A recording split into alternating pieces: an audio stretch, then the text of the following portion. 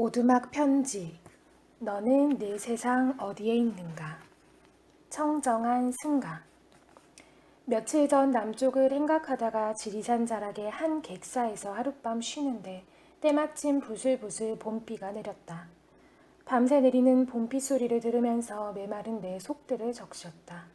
나는 무슨 인연으로 출가 수행자가 되어 이 산중에서 한밤중 비 내리는 소리에 귀를 기울이고 있는가 하는 생각에 이르자 출가 수행자란 말이 대문자로 이마에 박혔다.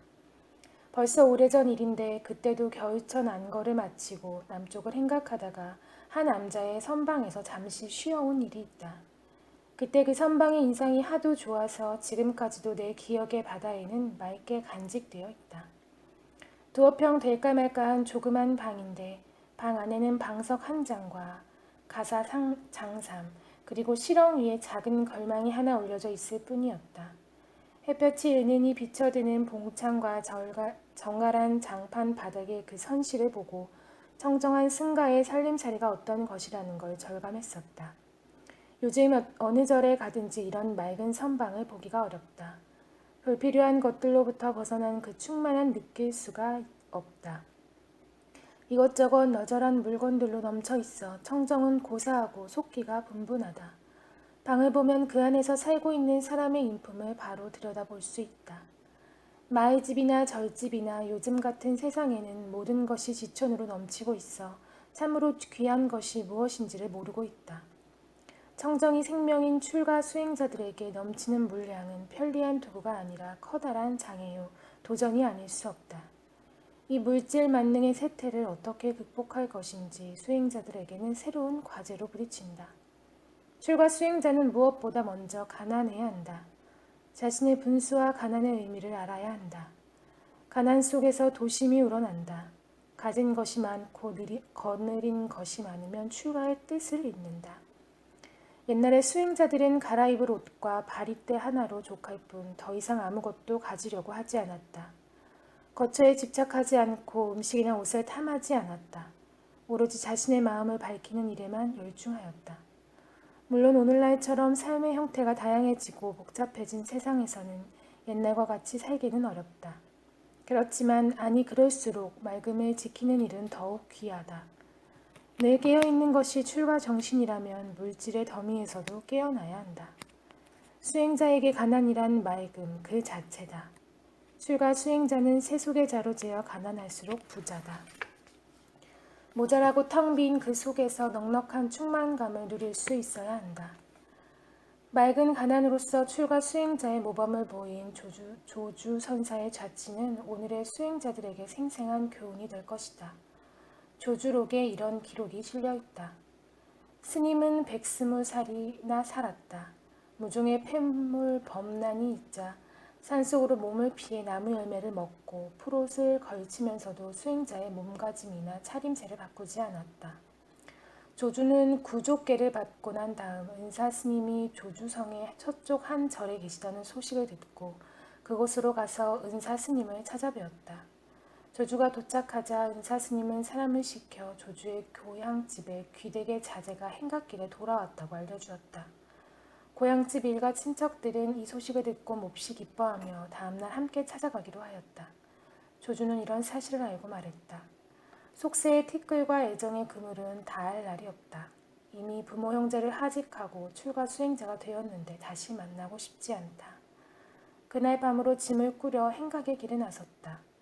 그 후 물병과 지팡이를 지니고 여러 곳으로 두루 다니면서 자신에게 다짐했다. 7살 먹은 어린아이라도 나보다 나은 이는 내가 그에게 물을 것이요 100살 먹은 노인이라도 나보다 못한 이는 내가 그를 가르치리라. 조주는 나이 80이 되어서야 조주성의 동쪽 관음엄에 머물렀다. 말하자면 이때 비로소 한 절의 주지가 된 셈이다. 그 절은 예전부터 몹시 가난하여 좌선하는 선방도 후원도 없었고 겨우 끼니를 이어갈 정도였다. 좌선할 때 앉는 선상은 다리 하나가 부러져 타다 남은 장작 쪽을 노끈으로 묶어서 썼다. 누가 새로 만들어 드리려고 하면 그때마다 허락하지 않았다. 40년 동안 가난한 그 절의 주지를 살면서도 불사를 빙자한 편지 한 통 시주에게 보내는 일이 없었다. 한 번은 그 나라의 왕이 조주의 덕을 사모하여 금실로 화려하게 수놓은 가사를 한 벌 지어 시종을 시켜 조주에게 바쳤다. 선사는 굳이 사양하면서 받지 않으니 함께 있는 사람들이 가사가 든 상자를 조주 앞에 옮겨 놓으면서 말했다. 왕께서는 큰 스님의 불법을 위해 이 가사를 보내온 것이니 입으시기 바랍니다. 조주는 이 말을 단호하게 물리친다. 노승은 불법을 위하기 때문에 이런 가사는 입지 않습니다. 어느 날 조주는 법조에 올라 말했다. 형제들이여, 오래 서 있지 말라.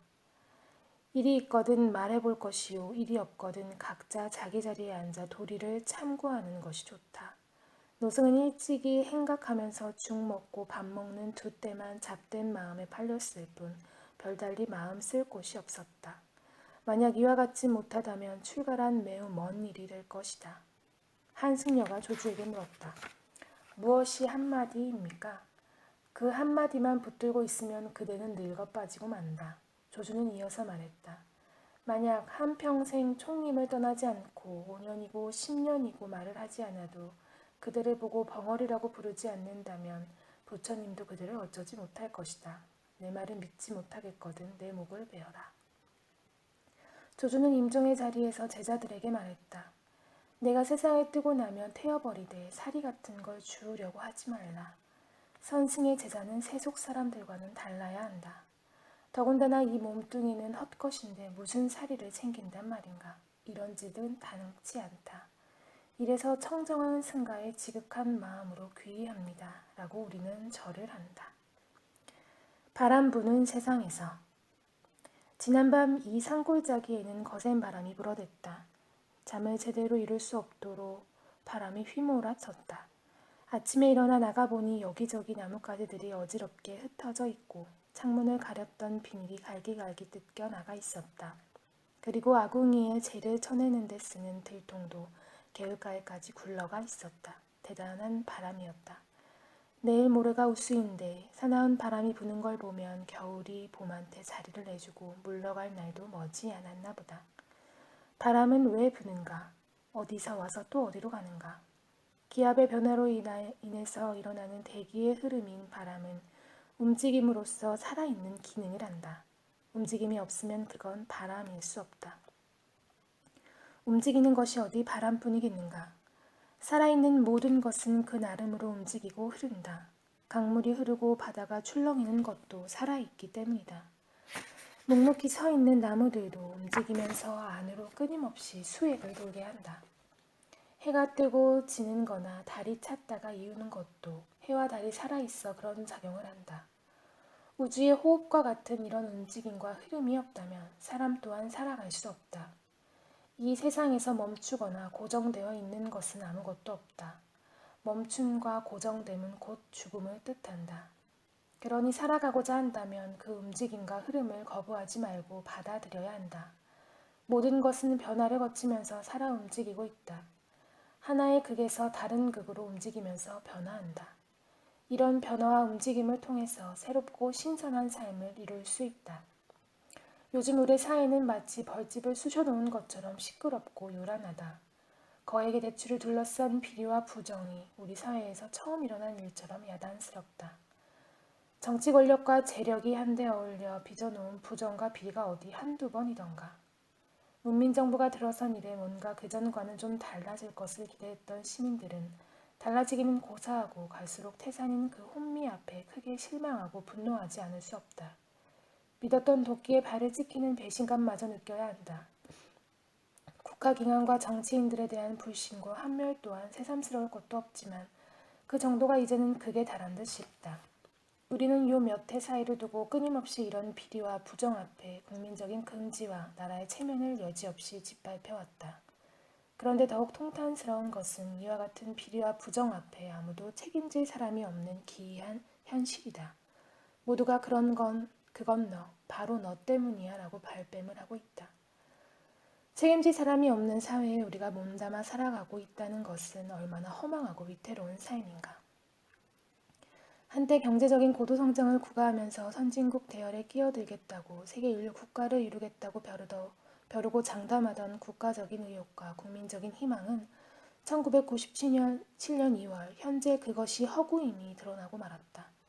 그것은 우리들 자신의 실체를 잘못 인식하고 떠들어댄 정치꾼의 분홍빛 선전에 지나지 않은 허세였다. 이런 현실 앞에서 우리는 어떻게 처신하며 살아갈 것인가 스스로 묻지 않을 수 없는 상황이다. 모든 것은 되어진 것이 아니라 되어가는 과정 속에 있다.